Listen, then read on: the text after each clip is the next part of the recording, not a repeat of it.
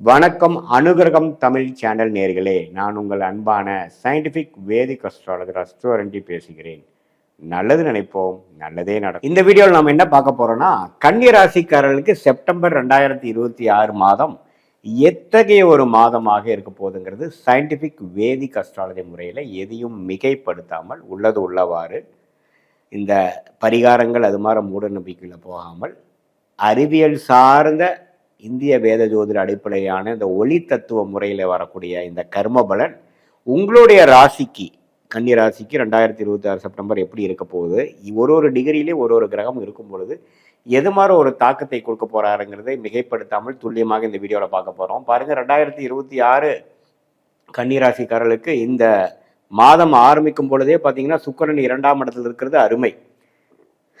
மாதத்தின் 2வது 3வது நாட்களே பார்த்தீங்கன்னா சுக்கிரன் 2ஆம் இடத்துக்கு போய் பணம் தனம் வாக்கு வந்து வலுப்படுத்துறாரு. ஸோ பணம் விஷயத்தில் வாக்கு விஷயத்தில் எல்லாமே கொஞ்சம் பாசிட்டிவாக வரக்கூடிய அமைப்புகள், வர வேண்டிய பணம் வருவது, ஒரு பதவி உயர்வு கிடைக்கிறது, பணம் கொஞ்சம் பற்றாக்குறை குறைவது, வர வேண்டிய பல வருடமாக இல்லை வர வேண்டிய பணம் இல்லாமல் கொஞ்சம் வருவது, நமக்கு ஒரு ப்ரொமோஷன் ஆகிறது, இது மாதிரி பணம் கேஷ் ஃப்ளோ இம்ப்ரூவ் ஆகிற மாதிரி விஷயங்கள் கொடுக்குறார். வியாபாரம் தொழிலில் இருக்கிறவங்களுக்கு, வேலையில் இருக்கிறவங்களுக்கு. அதே மாதிரி படிக்கக்கூடிய மாணவர்களுக்கு பார்த்தீங்கன்னா புதனே ராசிக்குள்ளே வருவது மிகவும் அருமை. ஸோ நல்ல உத்வேகமாக படிக்கக்கூடியது. அடுத்தது என்ன பண்ணலாங்கிறதுல ஒரு நல்ல விஷன் கிளாரிட்டி.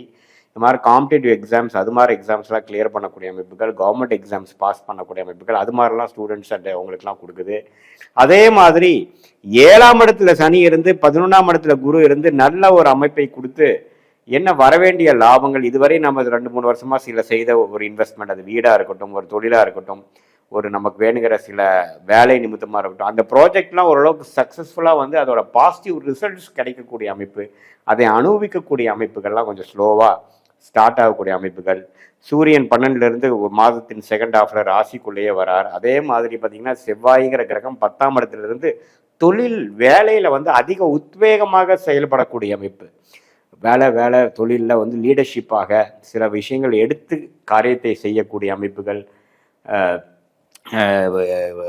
பல நாட்கள்லாம் நம்ம வெயிட் பண்ணிட்டு இருந்த விஷயத்துக்கு அருமையான ஒரு ஆப்பர்ச்சுனிட்டி கிடச்சி அது மூலமாக சில விஷயங்களை சாதிக்கக்கூடிய அமைப்புகள் எல்லாமே கொடுக்கக்கூடிய ஒரு தருணமாக கண்டிப்பாக அந்த புதன் செவ்வாய் சூரியன் சுக்கிரன் இது மாதிரி அமைப்புகளும் நம்ம நன்றாக இருக்குது. ராகு 6லேருந்து கேது 12 இருக்கிறது அருமை. ஸோ கடன் எல்லாமே ஓரளவு கண்ட்ரோலில் இருக்கக்கூடிய அமைப்புகளாக இருக்குது. ஸோ கிரக நிலைமைகள் எல்லாமே கன்னிராசிக்காரர்களுக்கு இதுவரை கடந்த 6 மாதமாக செய்த ஒரு கஷ்டத்துக்கும் ஒரு சஃபரிங்க்கும் ஒரு இன்வெஸ்ட்மெண்ட்டுக்கும் ஒரு மெனக்கெடுதலுக்கும் படிப்படியாக சில பலன்கள் நமக்கு கையில் கிடைக்குது அப்படிங்கிற மாதிரி ஒரு தருணங்கள் ஸ்டார்ட் ஆகக்கூடிய ஒரு தருணமாக இருக்குது. அதுவே மாதிரி சீனியர் சிட்டிசன்ஸ்க்கு பார்த்தீங்கன்னா இதுக்கு முன்னாடி ஏதோ சில பிரச்சனைகள், சில உடல் உபாதைகள், சில கருத்து வேறுபாடுகள், சங்கடங்கள்லாம் இருக்கிறதெல்லாம் கொஞ்சம் தணிஞ்சு பரவாயில்ல, லெட் கோ ஆஃப் திங்ஸ், இனிமேல் வரக்கூடிய அமைப்பை பார்ப்போன்னு சில பாசிட்டிவான விஷயங்கள் நடந்து பழையனோடைய மறக்கிற மாதிரி போக்குமான ஒரு அமைப்புகள்லாம்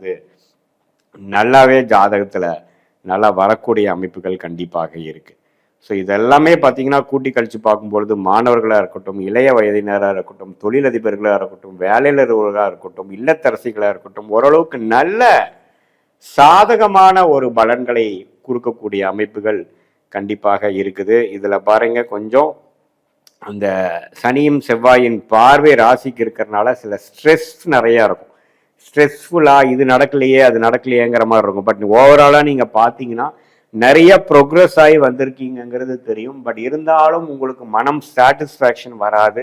ஏன்னா இன்னுமே நம்ம செய்ய வேண்டியது பண்ண வேண்டியது சில விஷயங்கள் கண்டிப்பாக இருக்க தான் செய்கிறது. ஸோ அதனால் நம்ம என்ன பண்ணணும் அப்படின்னா இன்னுமே கொஞ்சம் பொறுமையாக, இன்னுமே கொஞ்சம் அதனால நம்ம அஃபெக்ட் ஆகாமல் கொஞ்சம் மென்டல் ஸ்டெபிலிட்டியோட சில மெடிடேஷன், பிரீத் கண்ட்ரோல், பிரீதிங், பிராணாயாமம் அது மாதிரி சில செயல்பாடுகள் மூலமாக உங்களுடைய மைண்டை நீங்களே கொஞ்சம் கண்ட்ரோல் பண்ணி அடுத்த வரக்கூடிய காலகட்டங்கள் இன்னுமே நம்ம பாசிட்டிவாக செய்யக்கூடிய அமைப்புகள் இருக்குதுங்கிறத நிறைய நம்பி இவ்வளோ தூரம் நம்ம செய்ததில் இன்னும் கொஞ்சம் சில மாதத்தில் முழுசான ஒரு ரிசல்ட் கிடைக்கும் அப்படிங்கிறதே நீங்கள் நம்பணும்.